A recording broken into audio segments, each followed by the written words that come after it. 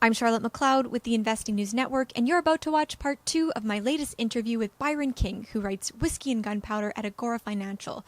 Part 2 covers how gold stocks have performed recently. We hope you enjoy. Okay. Another thing aside from physical gold that I know our audience likes to hear about is gold stocks. How have they been performing during gold's rise up this year?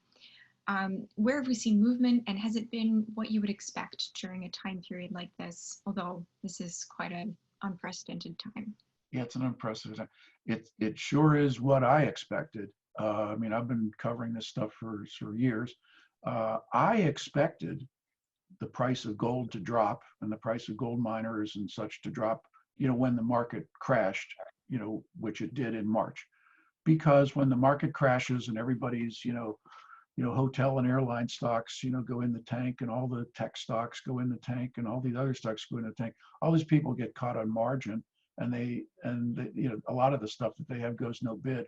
And so they have to sell what they can sell, not what they want to sell. So what gets sold early on is gold. If you own physical gold, or if you own contracts for it, the paper gold or the electronic gold, they sold that stuff. And so, yeah, gold took a hit, dropped quite a bit. And the mining guys did too. Yeah, people sold what they sold.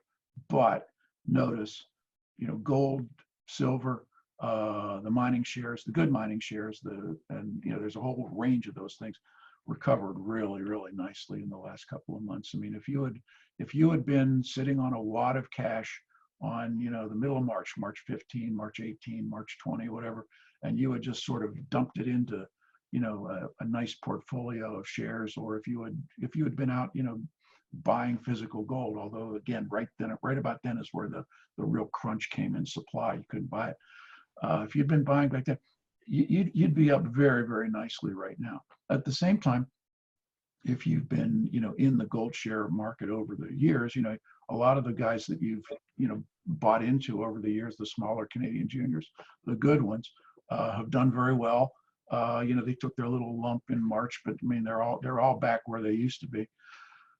In terms of buying the gold, there's a whole spectrum out there of gold mining ideas, and just like big ideas.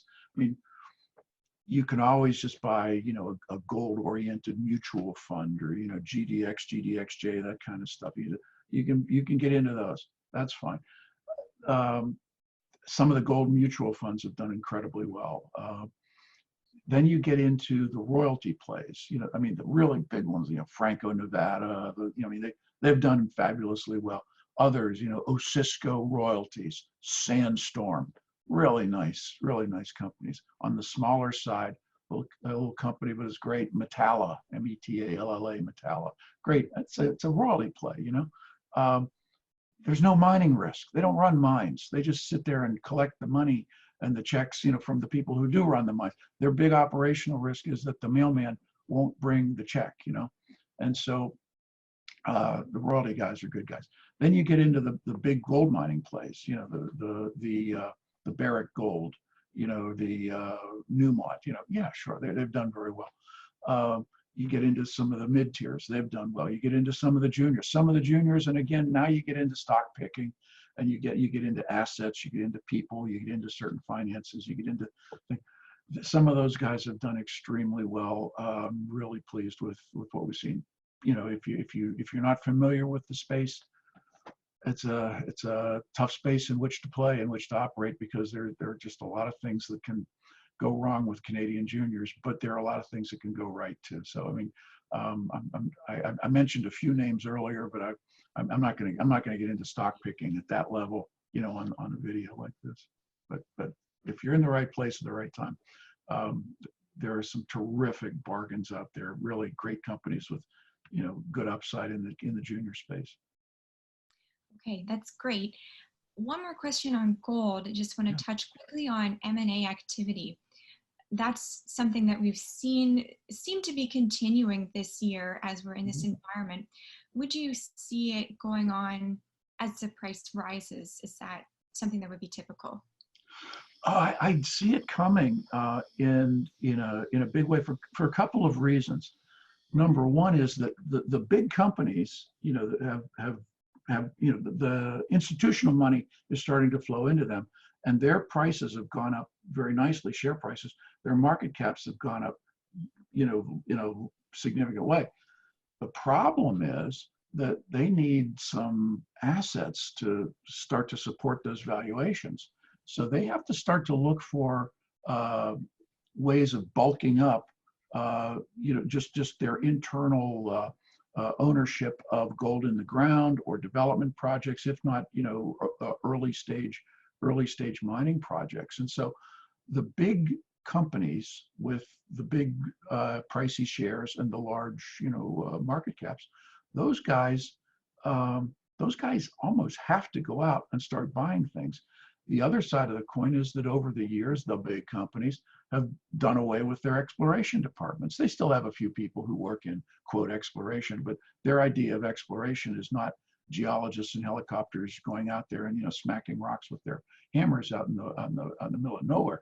Their idea of exploration is that they get on a helicopter and go visit some junior Canadian company that is doing the work out in the field, and they do the due diligence out there.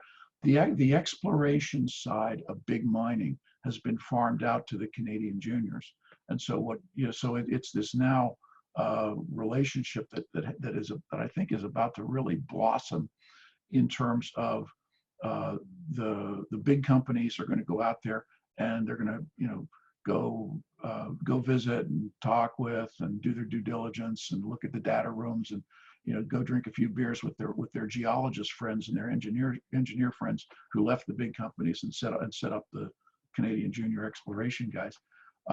Some of the best of the juniors include geos and engineers who used to be the big company guys, and they have almost designed their companies to be sweet for a junior or for a major to come and buy out the junior. And so I see that happening. It's hard to predict, who's going to buy what, when, where, whatever. I think jurisdictions matter. I think right now in the world as it is, you want to find safe jurisdictions. Canada, the U.S. in Nevada, Idaho, Montana, places like that. That where it's possible to do the mining business. It's not to say that things won't happen in Mexico, won't happen in certain parts of South America, but in other parts of South America and other parts of the world, there's plenty of jurisdictional risk, and you probably have to look at who the majors are and where they're located. A company like Kirkland Lake, which is sort of very Australian, they're going to look in a certain way that Australians look for things, whereas a more a company like Newmont, I don't see them taking much jurisdictional risk, but that's okay because there's plenty of opportunity, close to home in North America. Would you see any tension developing between large companies that probably want to be smart with their money and the smaller companies that are being bought, and they would want the price that they're bought for to reflect the higher gold price that we're seeing, or do you think that would work itself out? Oh man, now that gets into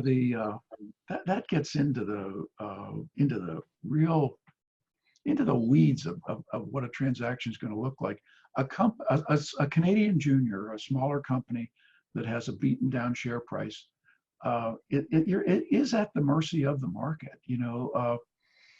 I've had many talks kind of like this with management teams from junior companies, and they'll tell you, they'll say, we're happy where we are. We love our jurisdiction. We love our geology. We love our, ore body. We love the asset we're dealing with. We have great social license. We get along great with the First Nations. We're getting along good with the regulators. We're going to get all our permits and all this. Everybody says that, but with some people, it's actually true.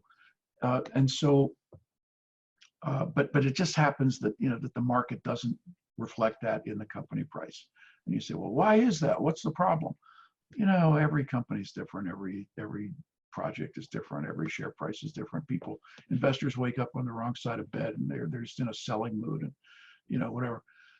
With companies that have a a core of shareholders, where some big, 40, 50, 60% of the shares are owned by, the founder shares, or, a couple of, institutions that came in and just, put a lot of money on the table early on. They're not going to get bought out cheap, by a company, by a larger company. With companies that don't have that, big company can come in and say, oh, look, 60% of their shares are owned by retail. I mean, boy, if we just offer the 40% premium, man, this, we'll wind up with a lock on this company, and we'll get this great asset at a dirt cheap price. I mean, again, it just depends on what company and where it is and what have you. But the idea as an investor is that you want the best company you can find. You want great assets, great people, a workable jurisdiction. That term social license, if you're fairly new to the space, I mean, it basically means that the company doing what it's doing is accepted by the community. And in Canada, we're talking First Nations. In the U.S., you've got Native Americans. But it could also be just the people who live nearby, whether they're First Nation or not. Can you build the road that you need? Can you string the power line that you need? Can you pull the water out of the streams or the aquifers that you will need to get a project? I mean, if you're going to try to do something, and every time you go for a permit, the local gymnasium is filled with people who hate your guts, good luck. So you don't have social license, and this thing might not work. So I think that's a general answer, but every company's different, and that's why you have to kind of work in the space to really get a feel for it. Thanks for watching part 2 of my interview with Byron King. Click below for the link to part 1, which covers gold's recent price activity, and part 3, which looks at rare earths and copper.